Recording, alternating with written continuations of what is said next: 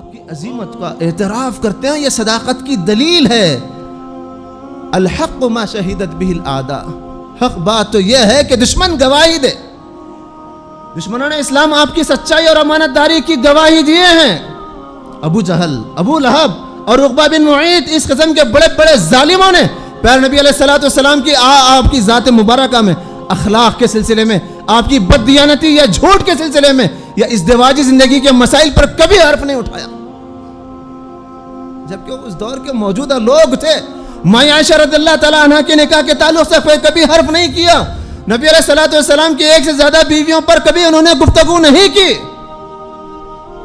جبکہ وہ اسلام دشمن تھے، لیکن اس پر کبھی، لیکن اتنی بات ہے آپ کی سچائی کا اقرار کیا۔ ابو سفیان جب اسلام نہیں لائے تھے، حبشہ کے سفر پر جب مسلمانوں کو روکنے کے لیے پہنچے، اس وقت وہاں کا بادشاہ ہرقل نے 13 سوال کیا تھا، اور ہر سوال کا صحیح جواب دیتے ہوئے پیارے نبی علیہ السلام کی صداقت کا جواب دیا تھا۔ اسلام دشمن مانتے ہیں، اسلام سے ان کی تہذیب کو خطرہ ہے۔ اسلام پھیلے گا، پھولے گا تو ان کی تہذیب، ان کا کلچر مٹ جائے گا۔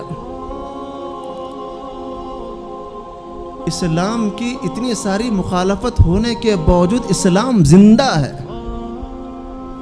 کسی نے کہا اتنی آیتوں کو مٹاؤ، اتنی آیتوں کو نکالو، جبکہ قرآن کہتا ہے اِنَّا نَحْنُ نَزَّلْنَا الذِّكْرَ وَإِنَّا لَهُ لَحَافِظُونَ۔ جب قرآن مجید کی ذمہ داری اللہ نے لی ہے تو کون نکال سکتا ہے؟ اور اتنی حقارت اور اتنی زیادہ حقانیت یہ ہے کہ اس بات کی دلیل ہے کہ اتنی ساری کوششوں کے باوجود اسلام مٹ نہیں رہا ہے۔ کیوں؟ اللہ کہتا ہے یریدون لیطفئوا نور اللہ، یہ جاہل، یہ کم ظرف لوگ اسلام کو اور مسلمانوں کو مٹھانا چاہتے ہیں۔ واللہ متم نورہ، اللہ اپنے نور کو مکمل کرنا چاہتا ہے۔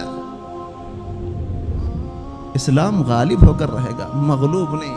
لیکن یہ ہماری حرکات ہیں، کچھ ہمارے معاملات ہیں، کچھ ہمارے حرکات ہیں اور ہمارے کچھ مسائل ہیں، جس کی وجہ سے آج ہم ذلت اور رسوائی کے دوچار۔